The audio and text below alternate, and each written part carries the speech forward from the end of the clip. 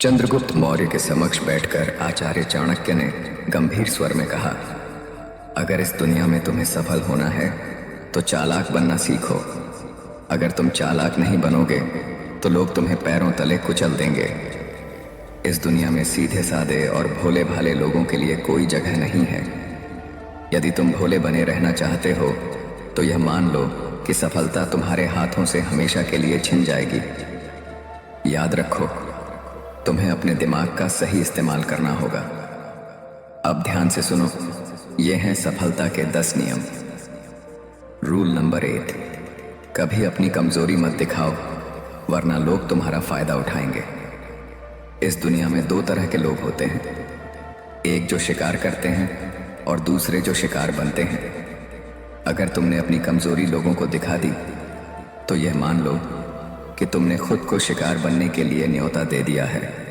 लोगों को फर्क नहीं पड़ता कि तुम्हारा दिल कितना साफ है या तुम्हारे इरादे कितने सच्चे हैं। उन्हें बस एक कमजोर व्यक्ति चाहिए जिसे वे अपने स्वार्थ के लिए इस्तेमाल कर सकें।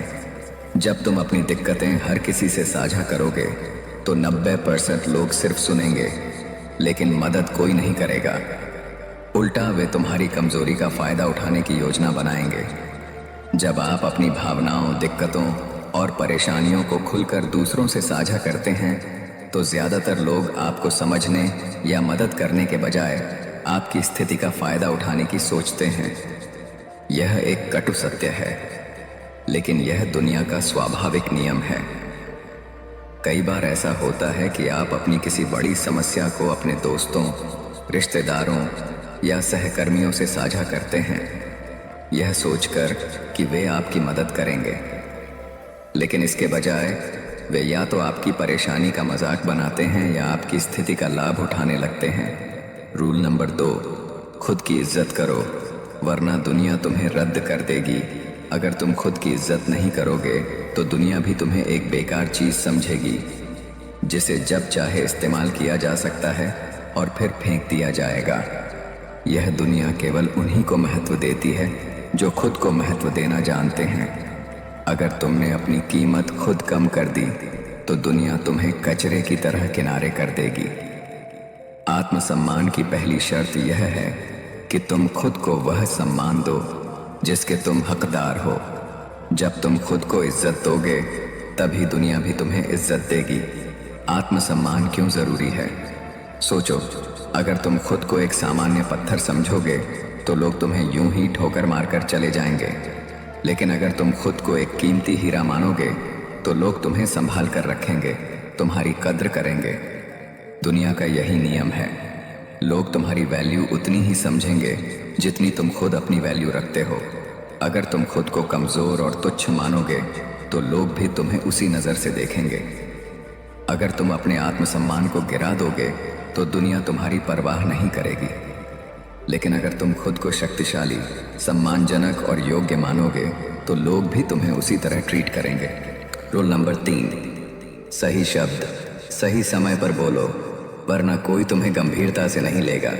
शब्द हमारी ताकत होते हैं और इनका इस्तेमाल एक कला है। सही शब्दों का चुनाव और सही समय पर उनका प्रयोग हमारे आत्मविश्वास, इन्फ्लुएंस और प्रभाव को बढ़ाता है। यदि आप बिना सोचे समझे कुछ बोलते हैं तो सामने वाला व्यक्ति आपको हल्के में ले सकता है और आपके शब्दों का कोई प्रभाव नहीं रहेगा। वहीं अगर आप सोच समझकर और सही समय पर शब्दों का चयन करते हैं तो आपके शब्दों में शक्ति होती है और लोग उन्हें गंभीरता से लेते हैं। उदाहरण के तौर पर एक बार एक युवा लड़का अरुण अपने बॉस से बात करने के लिए गया। वह काफी घबराया हुआ था और उसे नहीं पता था कि क्या कहना चाहिए। वह जल्दी जल्दी बोलने लगा, लेकिन उसने ध्यान नहीं दिया कि क्या बोल रहा है। उसके बॉस ने उसकी बातों को हल्के में लिया और उसकी राय को इग्नोर कर दिया। अरुण को यह समझ में आया कि अगर वह शांत रहता और सोच समझकर कुछ बोलता तो उसकी बातों का वजन बढ़ सकता था। एक सफल नेता या प्रभावशाली व्यक्ति हमेशा जानता है कि कब चुप रहना है और कब बोलना है। सही शब्दों का चुनाव और उनका सही समय पर इस्तेमाल ही उनकी सफलता की कुंजी बनता है। अगर आप अपने शब्दों को चुन चुन कर और सावधानी से बोलते हैं तो आपके शब्दों का असर होगा और लोग आपको गंभीरता से लेंगे। रूल नंबर 4, मतलब के बिना कोई तुम्हारा सगा नहीं होता। यह कड़वा सत्य है कि इस दुनिया में कोई किसी के लिए भी बिना किसी मतलब के नहीं रहता। अगर आप यह सोचते हैं कि लोग बिना किसी स्वार्थ के आपकी मदद करेंगे, तो यह आपकी बड़ी भूल हो सकती है। चाहे आपका परिवार हो या दोस्त, सबका जीवन एक उद्देश्य से जुड़ा हुआ होता है। जब तक आपके पास ताकत, पैसा या कोई खास विशेषता होती है, लोग आपके आसपास रहते हैं। लेकिन जैसे ही आप कमज़ोर होते हैं, आप देखेंगे कि वो लोग आपसे दूर हो जाते हैं। यह उदाहरण लेते हैं। अजय एक सफल व्यापारी था। उसकी कंपनी बड़े पैमाने पर चल रही थी और हर कोई उसकी मदद करने के लिए तैयार रहता था। लेकिन जब उसकी कंपनी डूबने लगी और वह आर्थिक रूप से कमज़ोर हुआ, तो उसे एहसास हुआ कि लोग तब तक ही उसके साथ होते हैं जब तक उनके पास कुछ हासिल करने का मौका होता है। यह कड़वा सच था, लेकिन यह जीवन की वास्तविकता थी। इसलिए हमें यह समझना चाहिए कि कोई भी किसी का सगा नहीं होता। लोग तभी तक हमारे साथ रहते हैं जब तक उनसे कुछ फ़ायदा हो रहा होता है। इसलिए हमें अपने आप पर निर्भर रहना चाहिए और अपनी ताकत बढ़ानी चाहिए, ताकि हम दूसरों के सामने निर्भर ना हों और खुद को मजबूत बना सकें। रूल नंबर 5, नकारात्मक सवालों को चालाकी से संभालो। गुस्से में बहक मत जाओ। जिंदगी में हर कोई आपको खुश रहने और आगे बढ़ने नहीं देगा। नकारात्मक सवाल और ताने अक्सर हमें परेशान करते हैं, लेकिन हमें उनका जवाब गुस्से में आकर नहीं देना चाहिए। अगर कोई हमें तंग करता है या सवाल पूछता है जिसका उद्देश्य हमें नीचा दिखाना होता है, तो हमें गुस्से में आकर प्रतिक्रिया नहीं देनी चाहिए। एक उदाहरण लेते हैं। राहुल एक सफल व्यापारिक आदमी था, लेकिन उसके सहकर्मी अक्सर उसे ताने मारते थे और उसे नीचा दिखाने की कोशिश करते थे। एक दिन उसके एक सहकर्मी ने उसे ताना मारा और कहा, तुमने जो किया वो असल में कुछ खास नहीं था। तुम्हारी सफलता तो किस्मत का खेल है।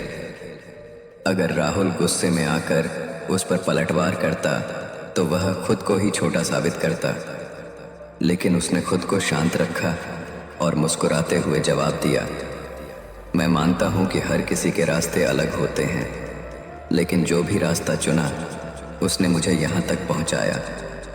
राहुल का यह जवाब न केवल उसे शांत बनाए रखता है, बल्कि उस सहकर्मी को भी एहसास दिलाता है कि उसे गुस्से में आकर बात करने का कोई फायदा नहीं है।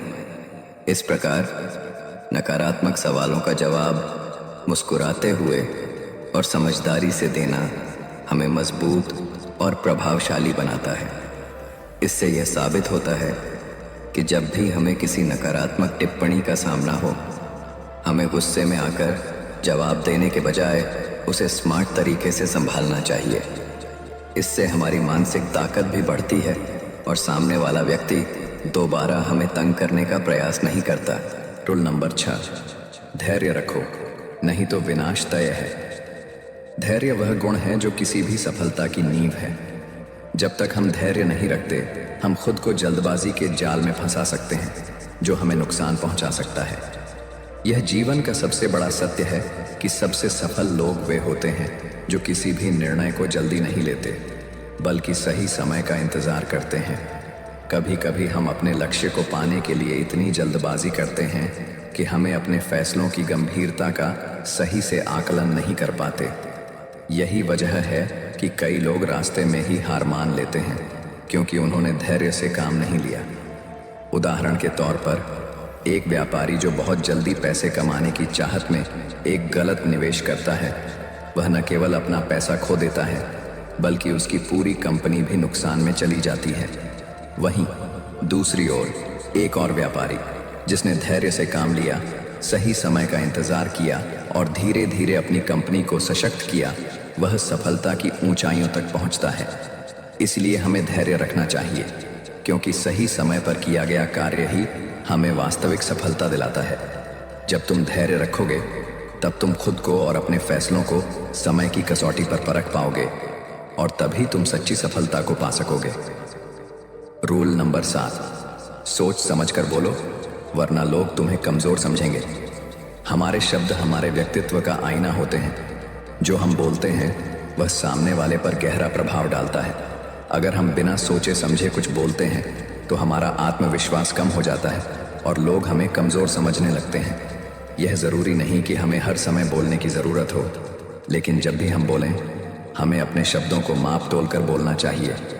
एक उदाहरण लेते हैं। एक बार एक नेता अपने समर्थकों के बीच सभा में था। वह बहुत आत्मविश्वासी था, लेकिन जब उसने बिना सोचे समझे कुछ शब्द कहे तो लोग उसकी बातों का मजाक बनाने लगे। उसकी बातों में कोई गंभीरता नहीं थी और उसकी छवि कमज़ोर हो गई। लेकिन अगर वह हर शब्द को ध्यान से चुनकर बोलता तो उसका प्रभाव कहीं अधिक मजबूत होता। इसी तरह अगर हम भी बिना सोचे समझे बोलते हैं तो लोग हमारी बातों को हल्के में लेंगे। बड़े नेता और सफल व्यक्ति जानते हैं कि किस समय किस शब्द का उपयोग करना चाहिए। वे हमेशा अपनी बातों को वजनदार बनाते हैं ताकि सामने वाला उन्हें गंभीरता से ले। सोच समझकर बोलने का मतलब यह नहीं है कि हम चुप रहें, बल्कि इसका मतलब यह है कि हम अपने शब्दों को सटीकता से और आत्मविश्वास के साथ कहें। यही तरीका हमें एक प्रभावशाली व्यक्ति बनाता है।